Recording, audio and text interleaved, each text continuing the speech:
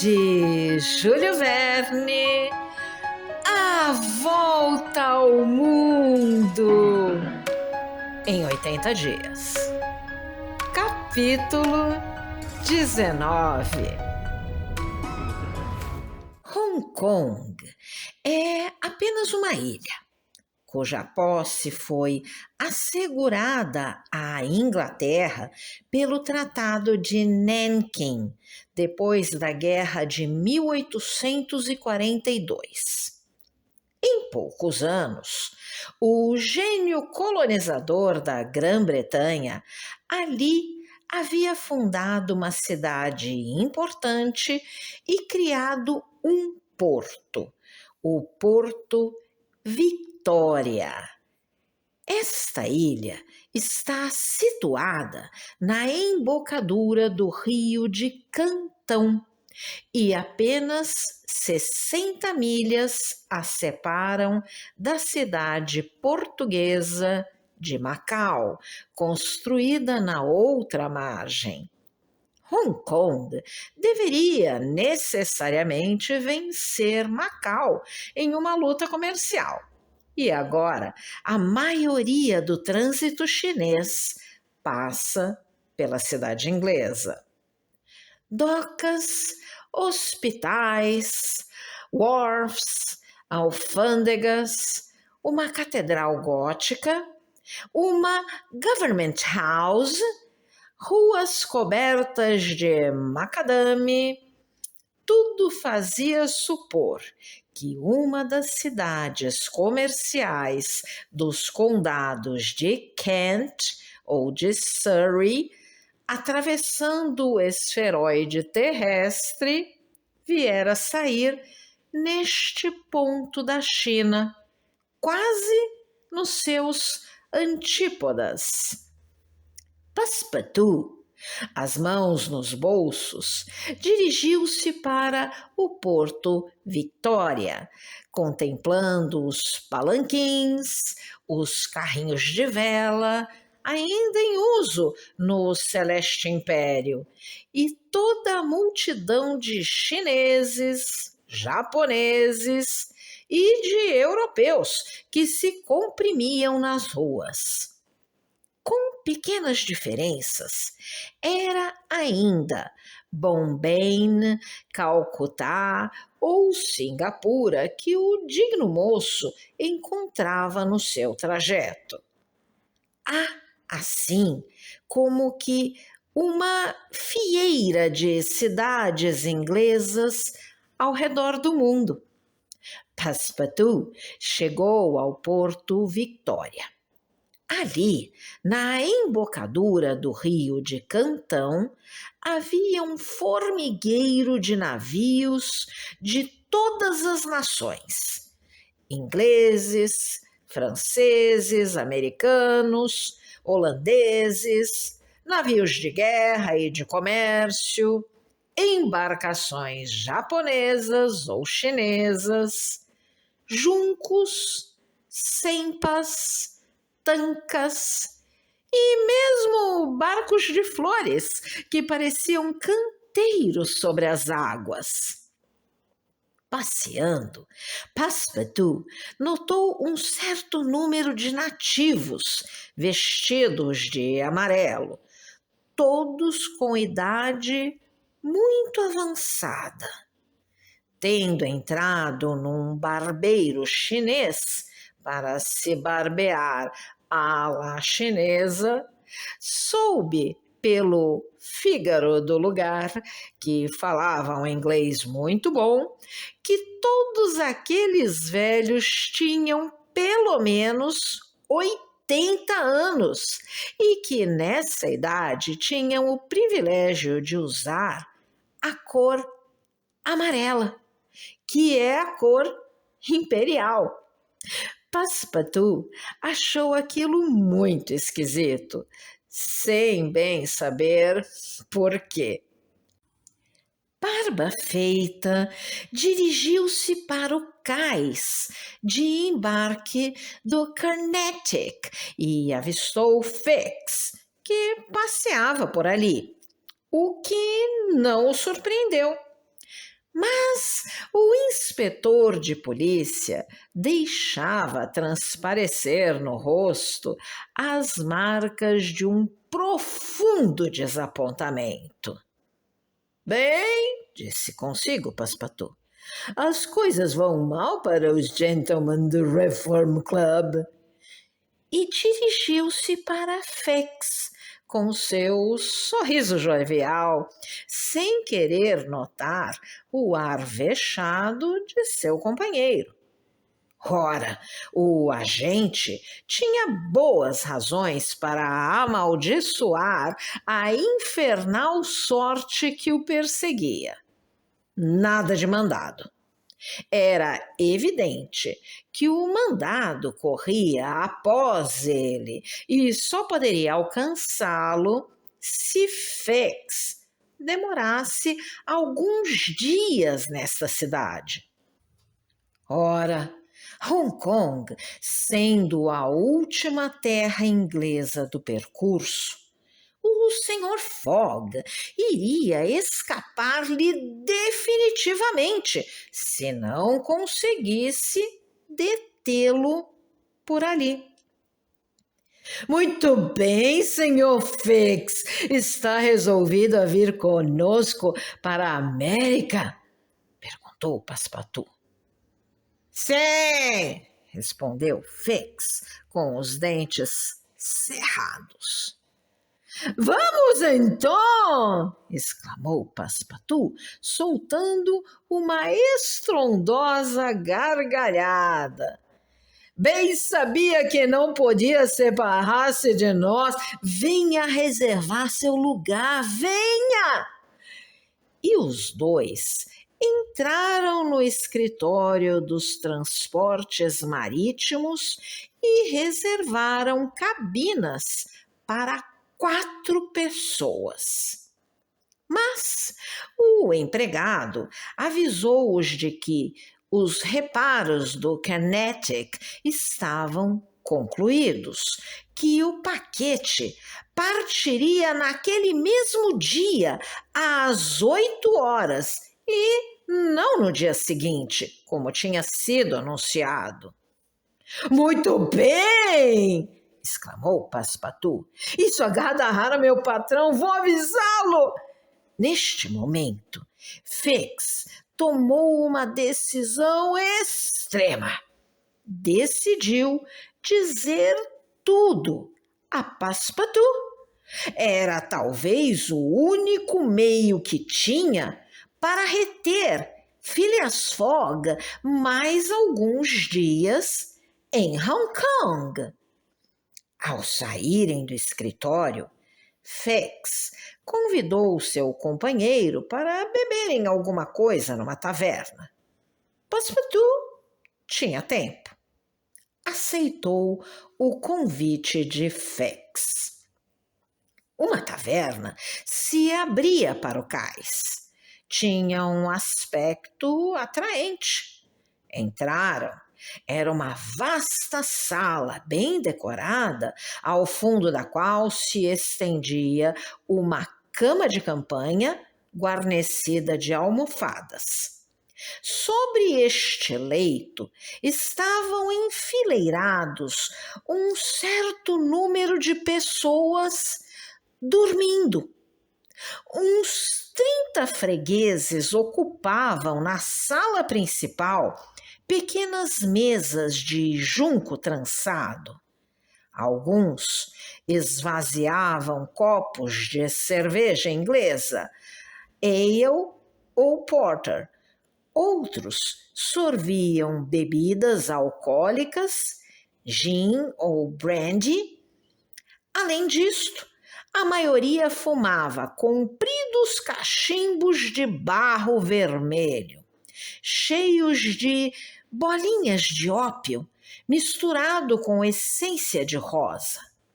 De tempo em tempo, algum fumador, inebriado, deslizava para baixo da mesa, e os criados do estabelecimento, tomando-os pelos pés e pela cabeça, colocavam-no sobre a cama de campanha, perto de um confrade. Uns 20 estavam já deitados lado a lado, no último grau de embrutecimento. Fix e Passepartout compreenderam que tinham entrado num antro fumacento, frequentado por esses miseráveis, abestalhados, emagrecidos, idiotas aos quais a mercantil Inglaterra vende anualmente 260 milhões de francos dessa droga funesta chamada ópio. Tristes milhões, adquiridos com um dos mais funestos vícios da natureza humana. O governo chinês, bem que tentou remediar este abuso com leis severas, mas em vão. Da classe rica, a qual o uso do ópio inicialmente era formalmente reservado, este uso desceu até as classes inferiores. E o turbilhão não pode mais ser detido. Fuma-se ópio em todos os lugares e sempre no império do meio. Homens e mulheres dão-se a esta paixão deplorável e, uma vez costumados à inalação, não podem passar sem ela, sem experimentarem horríveis contrações do estômago. Um grande fumador pode fumar 8 cachimbos por dia, mas morre em 5 anos. Ora, era um dos numerosos antros deste tipo que pululam, mesmo em Hong Kong, que Fix e Passepartout tinham entrado com a intenção de beber alguma coisa. Passepartout não tinha dinheiro, mas aceitou de bom grado a cortesia do seu companheiro, reservando-se o direito de retribuí-la em outra oportunidade. Pediram 2 garrafas de Porto, às quais o francês rendeu honras, enquanto Fix, mais reservado, observava o companheiro com extrema atenção. Conversaram sobre variedades e, sobretudo, sobre a excelente ideia que Fix tivera de ir no Carnatic. E, a propósito do vapor, cuja partida for antecipada em algumas horas, Passepartout, com as garrafas vazias, levantou-se para ir avisar seu patrão. Fix o deteve. Um instante, disse. Que quer, Sr. Fix? Tenho que lhe falar de coisas sérias. De coisas sérias? Exclamou Passepartout, acabando de beber algumas gotas de vinho que tinham ficado no fundo do seu copo. Bem, falamos nisso amanhã, não tenho tempo hoje. Fique, respondeu Fix. Trata-se de seu patrão. Passepartout, à menção do patrão, olhou atentamente seu interlocutor. A expressão do rosto de Fix pareceu-lhe singular. Voltou a sentar. Que é que tem para me dizer? Perguntou ele. Fix apoiou a mão no braço do companheiro e, abaixando a voz: Adivinhou quem sou? Perguntou.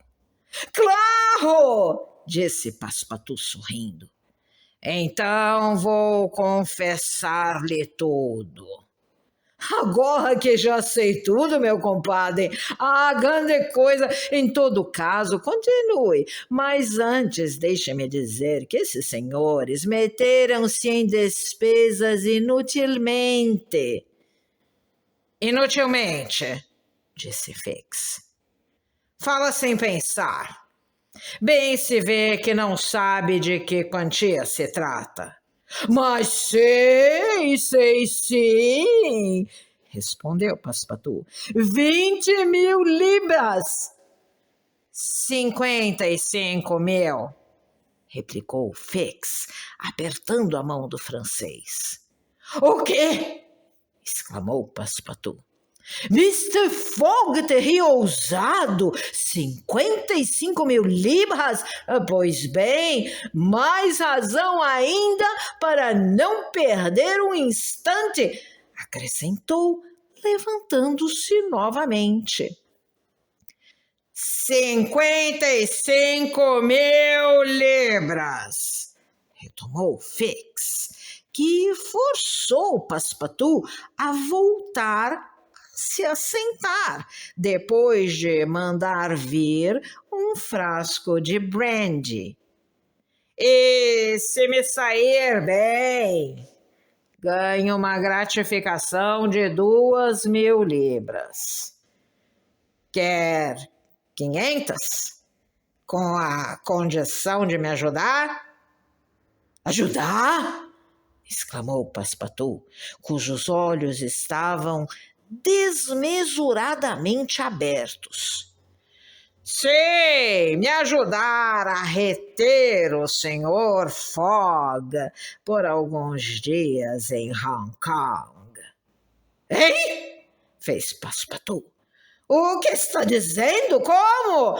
Não contentes em mandar resseguir meu batom, de suspeitarem da sua lealdade, esses senhores querem ainda levantar-lhe obstáculos. Envergonho-me por eles. Calma. O que quer dizer? Perguntou Fix.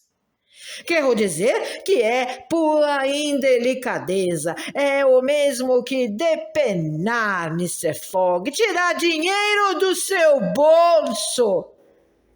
É exatamente o que esperamos fazer.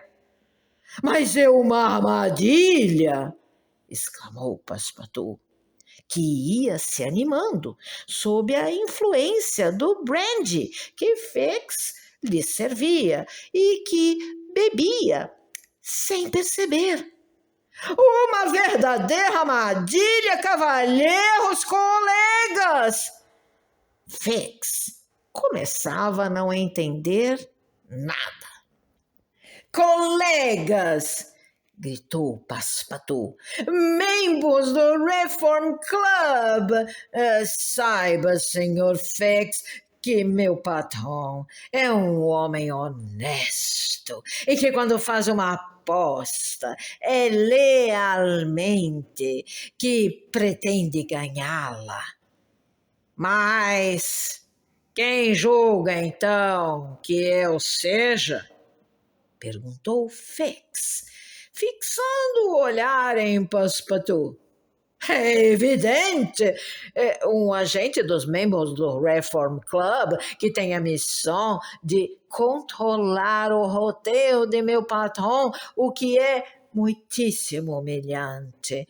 E mais, apesar de já há algum tempo ter adivinhado sua qualidade, cuidei de não a revelar a Mr. Fogg. Ele não sabe de nada? Perguntou Mr. Fix com vivacidade. Nada, respondeu Passepartout, esvaziando mais uma vez o seu copo. O inspetor de polícia passou a mão pela testa. Hesitava antes de voltar a falar. O que deveria fazer? O erro de Passepartout parecia sincero, mas tornava o seu projeto mais difícil. Era evidente que o rapaz falava com absoluta boa-fé e que não era, de modo algum, cúmplice do seu patrão, o que Fix receara.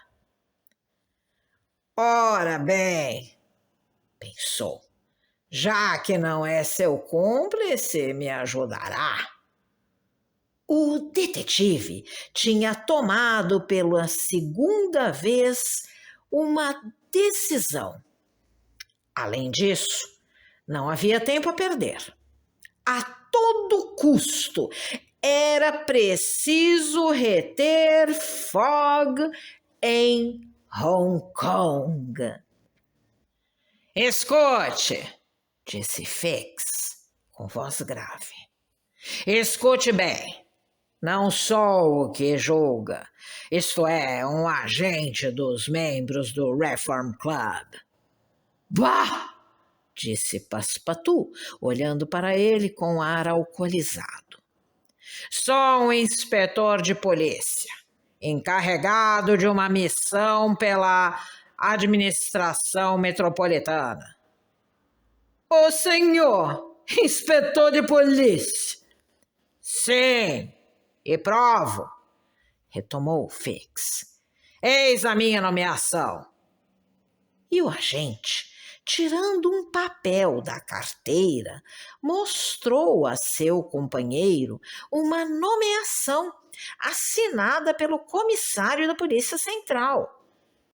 Passepartout, estupefado, olhava Fix, sem poder articular uma palavra.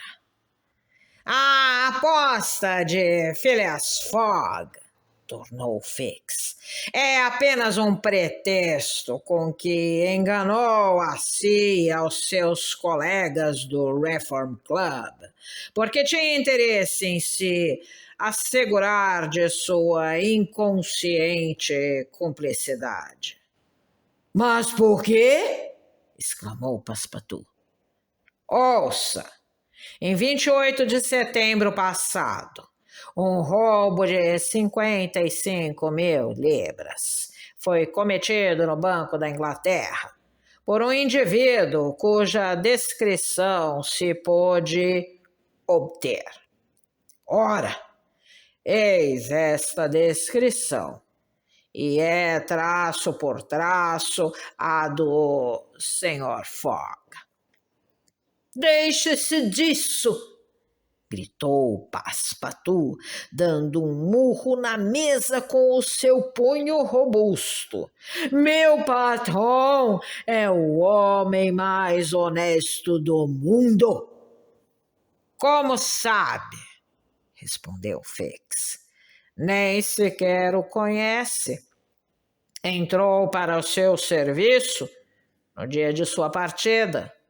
E ele partiu precipitadamente, sob um pretexto insensato, sem malas, levando uma grande soma em banknotes, e ainda se atreve a sustentar que é um homem honesto. Sim, sim, repetia maquinalmente o pobre moço. Quer então ser preso como seu cúmplice? Passepartout agarrara a cabeça com as duas mãos. Não era mais reconhecível. Não ousava encarar o inspetor de polícia. Phileas Fogg, um ladrão? Ele, o salvador de Aouda, o homem generoso e valente? E, contudo, que acusações levantavam contra ele? Passepartout procurava repelir as suspeitas que começavam a se insinuar em seu espírito. Não queria acreditar na culpabilidade de seu patrão. Afinal, que quer de mim?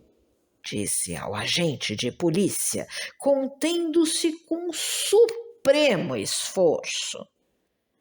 O seguinte, respondeu Fix. Segui o Sr. Fogg até aqui, mas ainda não recebi o mandado de prisão que pedi a Londres. É preciso, portanto, que me ajude a reter em Hong Kong. Eu? E reparto consigo a gratificação de 2.000 libras prometidas pelo Banco da Inglaterra. Jamais! Respondeu Passepartout, que queria se levantar, e voltou a tombar na cadeira, sentindo a razão e as forças lhe fugirem ao mesmo tempo.